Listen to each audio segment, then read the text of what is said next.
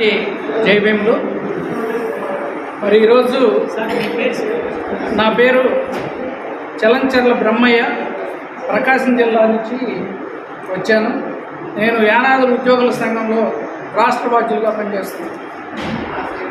మిత్రులారా, మరి ఈరోజు ఆంధ్రప్రదేశ్ రాష్ట్రంలో యానాదులు అనేటటువంటి వాళ్ళు ఎలా ఉన్నారు అనేది ఒక్కసారి చూసి వాళ్ళ స్థితిగతుల మీద మీకు ఒక చిన్న పాట పాడి తర్వాత నేను రెండు మాటలు.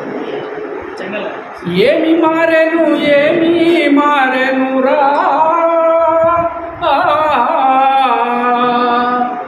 యానాదుల బ్రతుకులు ఎందుకింత హీనంగున్నవి రా. ఏమి మారేను రా యానాదుల బ్రతుకులు ఎందుకింత హీనంగున్నవిరా. ఇంటి ముందు కొట్టాములో మేక పిల్లల రొచ్చులున్నవి, ఇంటిలో నా గంప కింద కోడి పెట్టల రెట్టలున్నవి, వెంట దిబ్బల అందున వెలసినా నా పేదవాళ్లకు కంటి నిండా శోకాలున్నవిరా. ఏమి మారెను రా యానాదుల బ్రతుకులు ఎందుకింత హీనంగున్నవిరా. 30 ఏళ్ళు నిండనే లేదు, ముఖము మీద ముడతలున్నవి, 40 ఏళ్ళు దాటనే లేదు, నుదుటి పైన గీతలున్నవి, అదృష్ట రేఖలంటారా.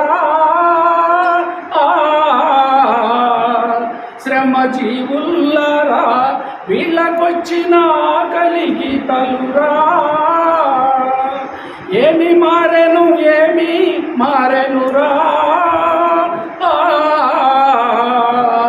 యానాదుల బ్రతుకులు ఎందుకింత హీనంగున్నవిరా. ఇంటి మీద కప్పు లేక వాన జల్లు పడతా ఉంటే, సున్నమేయని గోడాలకు బల్లి గుడ్లే తెల్లగా ఉంటే, సాలె పురుగు అల్లిన పరదాలే నా యానాదులకు దేవుడిచ్చిన దోమ తెరలాయే. ఏమి మారెను రా యానాదుల బ్రతుకులు ఎందుకింత హీనంగున్నవిరా. పళ్ళెముల అన్నముంటే ఎల్ఐసి అవసరముండదు, జాతీయ బ్యాంకులలో ఖాతాలేమి వీళ్ళకుండవు, ప్రాణమే పోతా ఉంటేరా పసి పిల్లలకు పాత బాకీ లెక్కలు చెప్పుదురు. ఏమి మారెను రా యానాదుల బ్రతుకులు ఎందుకింత హీనంగున్నవిరా. మిత్రులారా, మరి ఈరోజు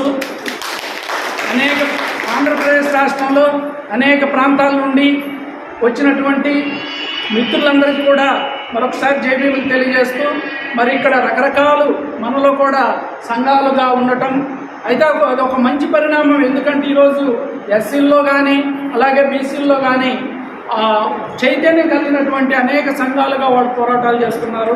దానిలో భాగంగా వెనకబడి ఉన్నప్పటికీ అతి తక్కువ కాలంలో యానాదులు కూడా అనేక సంఘాలు ఏర్పడి ఎవరికి తోచినటువంటి క్రమంలో వాళ్ళు మన జాతి బిడ్డలకి అనేక రకాలుగా సేవలు అందిస్తున్నారు. మా వాళ్ళందరికీ కూడా అన్ని సంఘాల వాళ్ళకి ప్రత్యేకించి జై భీములు తెలియజేస్తున్నా. మరి ఈరోజు వర్గీకరణ అనగానే అది చాలా వాస్తవానికి మనం ఆలోచిస్తే అది చాలా చిన్న విషయం.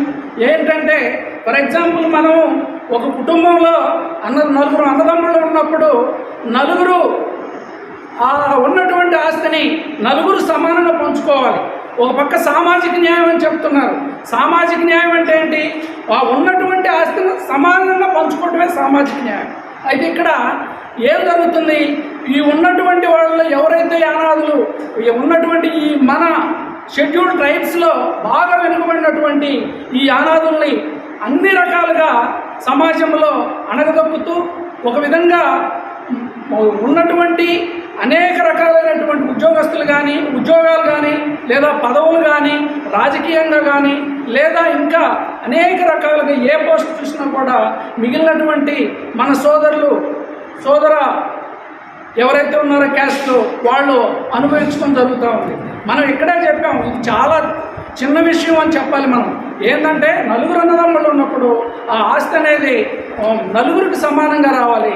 ఆ సమానంగా వచ్చినప్పుడే అక్కడ సామాజిక న్యాయం అందుతుంది. అలాగే ఇక్కడ ఉన్నటువంటి మన మిగిలినటువంటి సంఘాలందరికీ కూడా నేను తెలియజేసేదంటే, మీరు మన అందరం కూడా ఒకరినొకరు విమర్శించుకోవడం మానుకోవాలి. ఫస్ట్ విమర్శించుకోవడం మానుకొని మనది ఒకటే, మన ధ్యేయం ఒకటే. మన యొక్క వర్గీకరణ విషయంలో మనం సాధించాలంటే అది మనం కష్టపడి అందరం కూడా ఇక్కడ కలిసి ఉండాల్సినటువంటి ఆవశ్యకత ఎంతైనా ఉంది. ఎందుకంటే ఈరోజు మన భారతంలో ఒకటి చెప్తారు, కౌరవులు 100 మంది అయినా, పాండవులు 5 అయినా వాళ్ళు ఒకటే చెప్పేటప్పుడు ఏం చెప్తారంటే, మీకు మనం అనేక సార్లు కొట్లాడుకుందాం, అవసరమైతే బయటవాడు వచ్చినప్పుడు మనం 105 మంది అని చెప్పి అక్కడ ఆ నీతి కూడా చెప్పడం జరుగుతుంది. కాబట్టి మనలో మనకేం చిన్న గొడవలు ఉన్నా కూడా పక్కన పెట్టి మనం ఎన్ని సంఘాలు ఉన్నా మనం ఇక్కడ వర్గీకరణ విషయంలోకి వచ్చేసరికి మన అందరం ఒకే సంఘంగా నిలబడి దీన్ని సాధించడానికి ప్రయత్నం చేయాలి.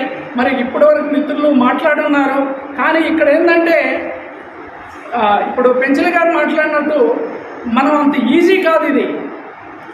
ఒక్కోసారి ఏమవుతుందంటే కొంతమంది ఎంప్లాయీస్ ఎక్కువగా ఎంప్లాయీస్ కూడా ఉన్నారు. కొన్ని విషయాల్లో ఎంప్లాయీస్ ముందుకు రాలేకపోవచ్చు. కానీ ఎంప్లాయీస్ ఏం చేయాలంటే కొన్ని ప్రజా సంఘాలకి మద్దతుగా ఎంప్లాయీస్ అనేవాళ్ళు ఆర్థికంగా కూడా వాళ్ళకి చేయూతనిస్తూ మనకి ఆ ఉద్యమాన్ని ముందుకు తీసుకెళ్లే క్రమంలో వాళ్ళకి సహకరిస్తూ చేదోడు వాదోడుగా ఉంటూ అవసరమైనప్పుడు పార్టిసిపేట్ చేస్తూ ఈ ఉద్యమాన్ని మనం ముందుకు తీసుకెళ్ళకపోతే ఇది మనకు అంత ఈజీగా మనం దాన్ని చేజిక్కించుకోలేమని చెప్పి, కాబట్టి మిత్రులంతా కూడా ఆలోచన చేసి అందరూ ఇది నాది, ఇది నా బాధ్యత అని చెప్పి ప్రతి ఒక్కరూ ఇక్కడ మనకు